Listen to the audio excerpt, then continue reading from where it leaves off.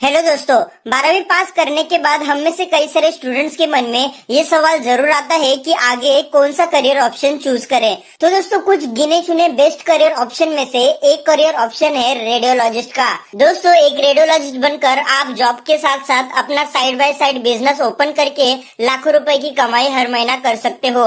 दोस्तों, आज के इस स्पेशल वीडियो में मैं आप सभी को फुल डिटेल में बताऊंगा कि रेडियोलॉजिस्ट का काम क्या होता है, रेडियोलॉजिस्ट कौन होता है, रेडियोलॉजिस्ट बनने के लिए क्या रिक्वायरमेंट होती है, रेडियोलॉजिस्ट बनने के लिए कौन सा कोर्स करना पड़ता है, उस कोर्स की फीस कितनी आती है, उस कोर्स को करने के लिए कितना समय लगता है, कोर्स कंप्लीट कर लेने के बाद आप कहाँ कहाँ पर जॉब हासिल कर सकते हो।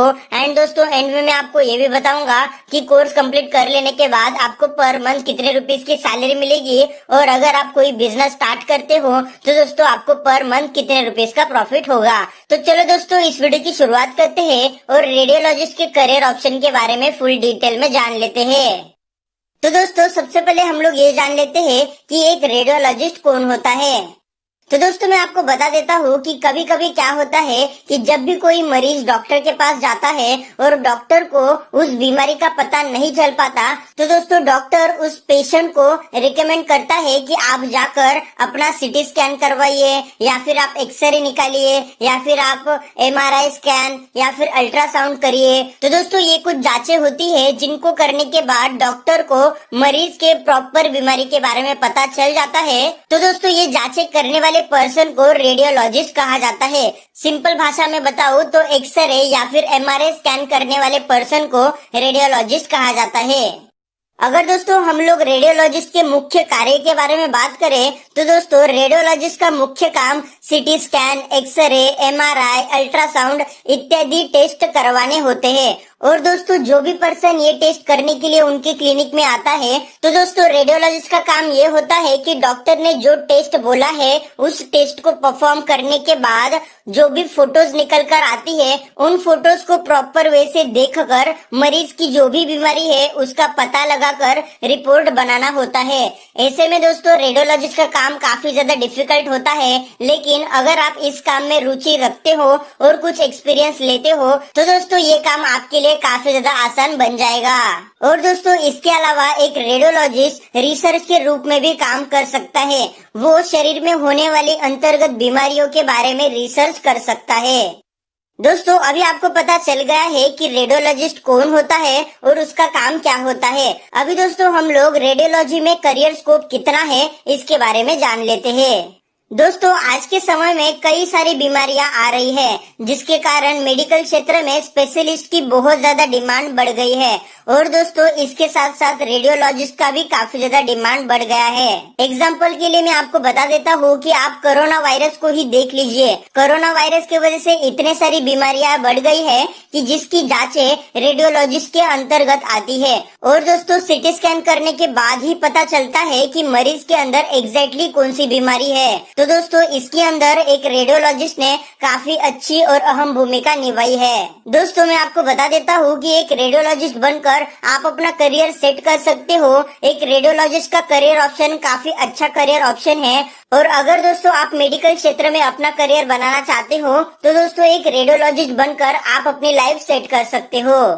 तो दोस्तों, अभी हम लोग जान लेते हैं कि एक रेडियोलॉजिस्ट बनने के लिए क्या रिक्वायरमेंट होती है, यानी कौन सा स्टूडेंट रेडियोलॉजिस्ट बन सकता है। तो दोस्तों, मैं आपको बता देता हूँ कि एक रेडियोलॉजिस्ट बनने के लिए आपको साइंस की स्ट्रीम से 12वीं पास करनी है। कॉमर्स या फिर आर्ट्स का स्टूडेंट रेडियोलॉजिस्ट नहीं बन सकता। और दोस्तों, एक रेडियोलॉजिस्ट बनने के लिए आपको 12वीं साइंस की स्ट्रीम से तो पास करनी है, साथ ही साथ आप पीसीएम या फिर पीसीबी किसी भी सब्जेक्ट के साथ 12वीं पास कर सकते हो। ऐसा कोई कंपलसरी नहीं है कि आपके 12th में बायोलॉजी सब्जेक्ट होना चाहिए। नॉन बायो वाला स्टूडेंट भी ये कोर्स कर सकता है। अगर दोस्तों हम लोग नीट एंट्रेंस एग्जाम की बात करें तो दोस्तों अगर आप नीट की एंट्रेंस एग्जाम देते हो तो दोस्तों काफी अच्छी बात है, क्योंकि नीट की एंट्रेंस एग्जाम देने के बाद आपको एक एक अच्छे मेडिकल कॉलेज में एडमिशन मिल जाता है। अगर दोस्तों आपने नीट की एंट्रेंस एग्जाम नहीं दी है फिर भी दोस्तों आपको मेडिकल कॉलेज में एडमिशन मिल जाएगा। आजकल मार्केट में कई सारे ऐसे कॉलेजेस है जो विदाउट नीट एंट्रेंस एग्जाम के भी आपको एडमिशन दे देते हैं। और दोस्तों लास्ट बात रही एज क्राइटेरिया की, तो दोस्तों ये कोर्स करने के लिए कोई भी एज लिमिट नहीं है। अगर आपकी एज 25 साल है या फिर अगर आपकी एज 30 साल है और दोस्तों आपने 12th पास किए साइंस के स्ट्रीम से, तो दोस्तों आप इस कोर्स को कर सकते हो। आप फ्यूचर में एक रेडियोलॉजिस्ट बन सकते हो। तो दोस्तों अभी हम लोग जान लेते हैं कि एक रेडियोलॉजिस्ट बनने के लिए मार्केट में कौन कौन से कोर्सेज अवेलेबल है और उन कोर्सेज की क्या डिटेल्स है।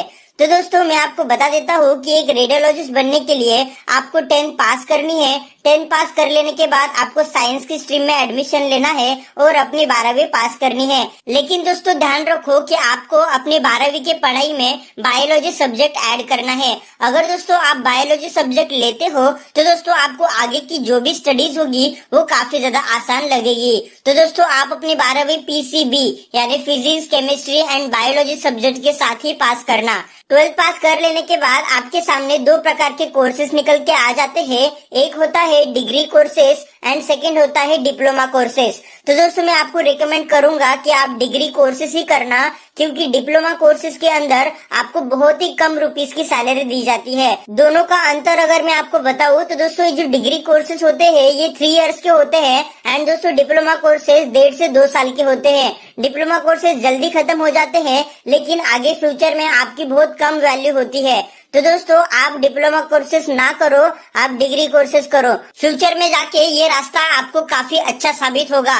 दोस्तों अगर आप डिग्री कोर्सेज करना चाहते हो तो दोस्तों आपके पास दो प्रकार के डिग्री कोर्सेज निकल के आ जाते हैं। वो होते हैं BSc इन रेडियोग्राफी और दोस्तों सेकंड होता है BSc in radiography and imaging technology. तो दोस्तों ये दोनों कोर्सेज 3-3 साल के होते हैं। इन दोनों कोर्स में से कोई भी एक कोर्स कंप्लीट कर लेने के बाद आप एक रेडियोलॉजिस्ट बन जाओगे। अगर दोस्तों हम लोग फीस की बात करें तो दोस्तों इन कोर्सेज को स्टडी करने के लिए आपको पर ईयर 50,000 रुपीज तक की फीस कॉलेज को देनी होती है। यानी ये कोर्सेज 3 इयर्स तक के होते हैं। तो दोस्तों इन कोर्सेज की फुल फीस 1.5 लाख रुपीस की होती है। और दोस्तों ये जो 1.5 लाख रुपीस है ये फुल कोर्स की फीस है और ये फीस आप थोड़ा थोड़ा करके कॉलेज को दे सकते हो।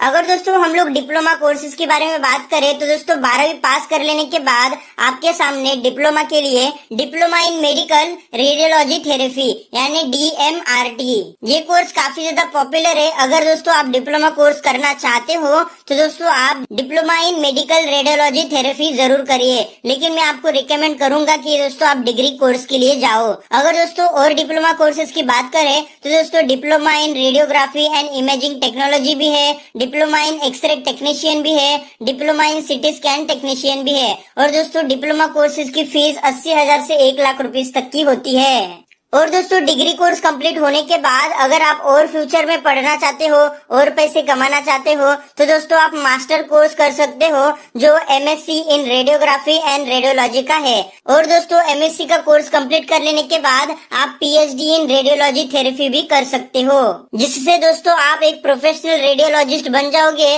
फिर दोस्तों आप फॉरेन कंट्रीज में भी जाकर अपना करियर सेट कर सकते हो। अभी दोस्तों हम लोग जान लेते हैं कि एक रेडियोलॉजिस्ट बनने के बाद हमें कौन कौन सी जॉब्स मिलेंगी। तो दोस्तों मैं आपको बता देता हूँ कि एक रेडियोलॉजिस्ट बनने के बाद radiological technologist, radiological technician, radiology nurse, radiology assistant, CT scan technician, MRI technician etcetera जैसे जॉब हासिल कर सकते हो। अगर दोस्तों हम लोग सैलरी की बात करें तो दोस्तों अगर आपने रेडियोलॉजिस्ट बनने के लिए डिग्री कोर्स कंप्लीट किया है तो दोस्तों आपको पर मंथ 30,000 रुपए की सैलरी दी जाएगी। और दोस्तों जैसे आपके पास 2 to 3 इयर्स का एक्सपीरियंस आ जाएगा तो दोस्तों आपकी सैलरी 45,000 रुपीज से लेके 55,000 रुपीज तक पहुंच जाएगी। और दोस्तों जैसे आपके पास 5 इयर्स का एक्सपीरियंस आ जाता है तो दोस्तों एज ए रेडियोलॉजिस्ट आपको 80,000 रुपए की सैलरी पर मंथ दी जाएगी। और दोस्तों अगर आपने डिप्लोमा का कोर्स कंप्लीट किया है और दोस्तों आप रेडियोलॉजिस्ट बने हो तो दोस्तों आपको पर मंथ 15,000 रुपए की सैलरी दी जाएगी। 2 to 3 इयर्स के एक्सपीरियंस के बाद आपको 25,000 रुपए की सैलरी पर मंथ दी जाएगी। और दोस्तों जिससे आपके पास 5 इयर्स का एक्सपीरियंस आ जाएगा तो दोस्तों आपको 40,000 रुपए की सैलरी पर मंथ दी जाएगी। लेकिन दोस्तों डिप्लोमा का कोर्स कंप्लीट कर लेने के बाद आपका फ्यूचर आगे ब्राइट नहीं होगा, तो दोस्तों आप कोशिश करो कि आप डिग्री कोर्स ही करो। और दोस्तों अगर आपने रेडियोलॉजिस्ट में मास्टर डिग्री या फिर पीएचडी की डिग्री हासिल की है तो दोस्तों आपको पर मंथ 1.5 लाख से 2 लाख रुपए की सैलरी मिल जाएगी। और दोस्तों साथ ही साथ आप अपना एक रेडियोलॉजिस्ट का सेंटर ओपन कर सकते हो। थोड़ी बहुत अमाउंट की इन्वेस्टमेंट करके आप महीने के 3 से 5 लाख रुपए की कमाई कर सकते हो। जी हाँ दोस्तों, इतने अमाउंट का बिजनेस आपका जरूर होगा, क्योंकि दोस्तों अगर आप नॉर्मल सा एक्सरे निकालने के लिए भी जाते हो तो दोस्तों आपको 350 रुपए से लेके 1,500 रुपीज तक की फीस चार्ज करी जाती है। और दोस्तों इसके साथ अगर दोस्तों आप सिटी स्कैन करना चाहते हो तो दोस्तों सिटी स्कैन की फीस 1,500 रुपए से लेके 3,500 रुपए की होती है। और दोस्तों एमआरआई और अल्ट्रासाउंड की फीस तो काफी बड़ी होती है। और दोस्तों ये सब काम करने के लिए एक रेडियोलॉजिस्ट को साधारण 10 से 15 मिनट लगते हैं। और महज दोस्तों 10 से 15 मिनट के काम के लिए वो आपसे 350 रुपए से लेके 3,500 रुपीज तक की फीस चार्ज कर लेता है। तो दोस्तों एक रेडियोलॉजिस्ट बनकर आप अपना करियर सेट कर सकते हो। उम्मीद करता हूँ कि आज का वीडियो आपके काम आ गया होगा। इस वीडियो को शेयर करके लोगों की मदद करो। आपका प्यार देने के लिए और ऐसे वीडियोस हर रोज देखने के लिए